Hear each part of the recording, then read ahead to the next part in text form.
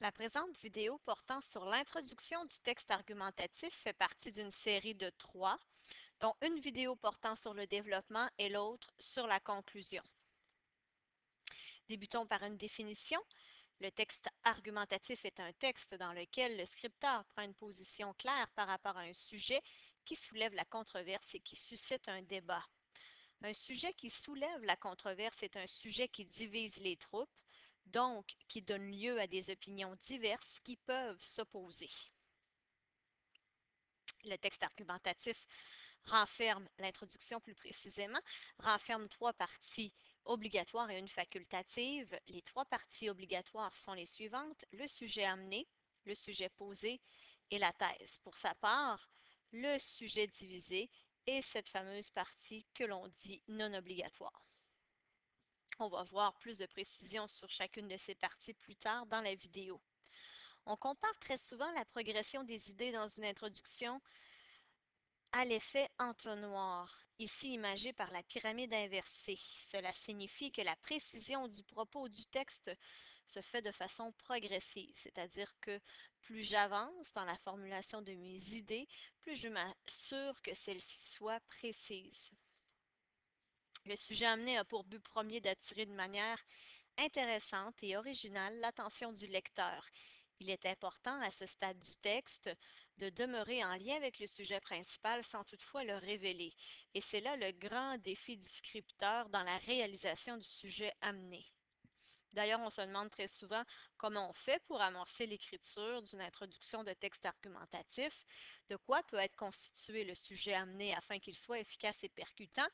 Eh bien, on pourrait y présenter des faits historiques, un fait d'actualité percutant susceptible de toucher le lecteur, une anecdote ou un fait vécu en s'assurant que l'un ou l'autre des éléments soit bien pertinent dans le contexte, des données scientifiques ou tout autre élément permettant de contextualiser le sujet et de soulever l'intérêt du lecteur.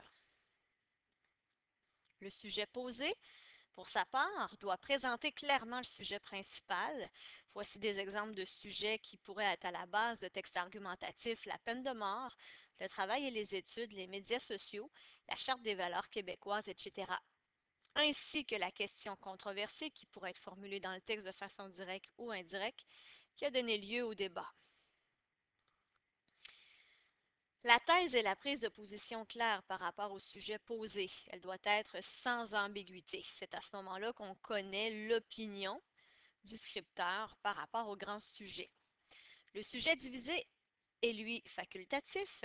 Le scripteur qui souhaite l'intégrer à son texte doit y ajouter les grands aspects, en général 2 ou 3, c'est-à-dire les éléments qui ont permis aux arguments de naître et qui seront traités dans chacun des paragraphes du développement.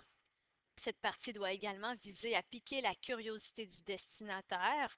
D'ailleurs, c'est la grande mission que le scripteur devrait toujours poursuivre que de rendre son texte intéressant pour le public lecteur. Prenons un texte pour exemple. Imaginons un texte dont le sujet serait la vente libre des produits du tabac. Imaginons que la grande question qui serait posée au scripteur serait: le gouvernement devrait-il interdire la vente libre des produits du tabac? Il faut comprendre que ces éléments seraient précisés dans la tâche d'écriture.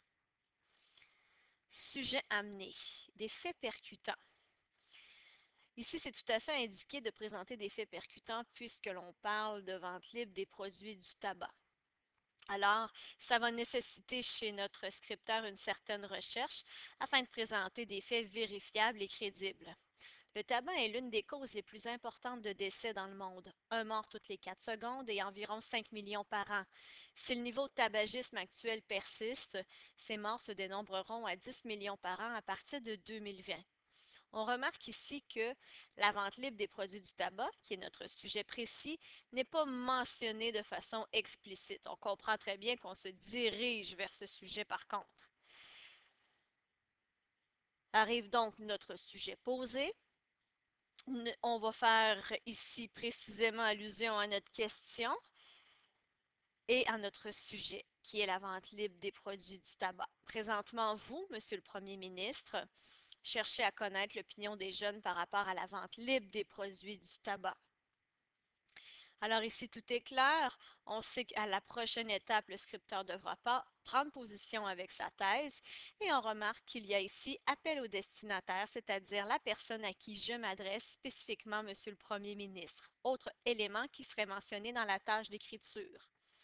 La thèse. Le moment où je réponds à la fameuse question, le gouvernement devrait-il interdire la vente libre des produits du tabac?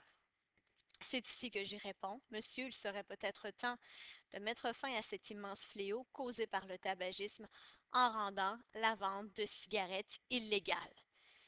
La thèse est ici sans ambiguïté, la position du scripteur est ferme et on remarque l'appel au destinataire, c'est-à-dire le monsieur qui débute la phrase.